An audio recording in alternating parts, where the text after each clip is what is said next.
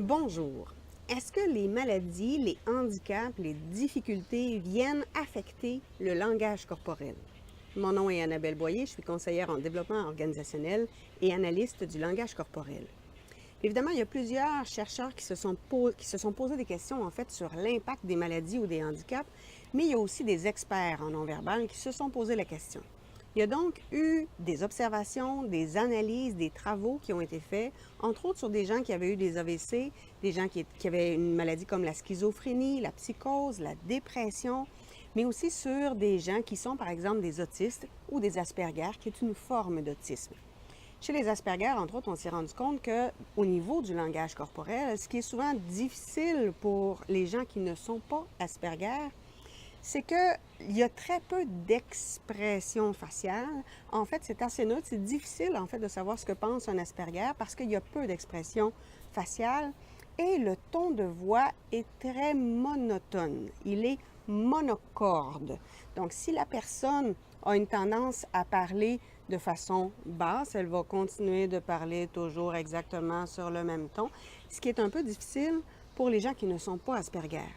Quand l'Asperger a un ton de voix qui est plutôt agressif, donc ça va donner un ton de voix qui est vraiment très désagréable, mais qui est toujours exactement sur le même ton. Et donc, pour les gens qui sont autour, ils ont l'impression que cette personne-là, elle est fâchée. Mais elle n'est pas fâchée, c'est son ton de voix qui est comme ça. Et donc, il faut leur apprendre à avoir des ondulations dans la voix.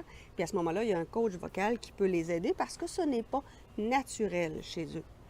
En neurosciences, ce qui est avancé, entre autres, comme théorie pour expliquer ce genre de réaction-là, ce genre de comportement-là, c'est le fait que chez les autistes, il y aurait moins de neurones miroirs qui se seraient développés. Les neurones miroirs, ce sont les neurones de l'empathie. C'est les neurones, entre autres, qui nous permettent de voir l'émotion de l'autre, de l'intégrer dans notre cerveau et d'être en mesure ensuite de le comprendre. Évidemment, s'il y a moins de neurones miroirs, pour un autiste, c'est plus difficile de comprendre l'émotion de l'autre, c'est plus difficile de la déceler. Et donc, on doit leur donner certains outils pour être en mesure de déceler l'émotion de l'autre, de l'intégrer et de savoir comment y réagir. Donc, ça ne veut pas dire que les autistes n'ont pas d'émotion. Au contraire, l'autisme, c'est un trouble envahissant du développement. Le terme le dit bien, envahissant. Donc, leur émotion est souvent envahissante, elle est très intense. Donc, généralement, quand on va observer un autiste qui est en colère, il vit intensément sa colère. Et à ce moment-là, son langage corporel est exactement le même que quelqu'un qui est très en colère et qui n'est pas autiste. Ce sont les mêmes items qui vont ressortir, sauf que l'émotion est vécue de façon intense. Et évidemment, à ce moment-là, les items qu'on va observer sur le corps sont aussi intenses, mais ce sont exactement les mêmes que pour quelqu'un qui ne souffrirait pas d'autisme. À force d'observer, il y a des experts qui se sont rendus compte aussi que chez les autistes, les Asperger, souvent, quand ils vous écoutent ou quand ils vous parlent, ils ne vous regardent pas dans les yeux. Et une des théories qui est encore avancée en neurosciences, c'est le fait que pour un autiste, il y a tellement d'informations à traiter en même temps qu'il ne peut pas vous regarder et vous parler en même temps ou vous regarder et vous écouter en même temps. Alors, généralement, ils vont regarder un point fixe pour être en mesure d'avoir moins d'informations à traiter sur le plan cérébral et d'être en mesure de suivre quand même la conversation. Donc, c'est pas tant que le regard est fuyant, c'est une façon de rester concentré, de rester focalisé sur la conversation. Et ça ne donne rien du tout d'essayer de forcer un autiste à vous regarder dans les yeux. Vous allez augmenter son niveau de stress, vous allez augmenter aussi sa résistance à la discussion, il faut le respecter dans sa différence. Chez les gens qui ont un AVC, entre autres, évidemment, il y a des gestes qui ne peuvent plus être faits, surtout quand il y a une paralysie.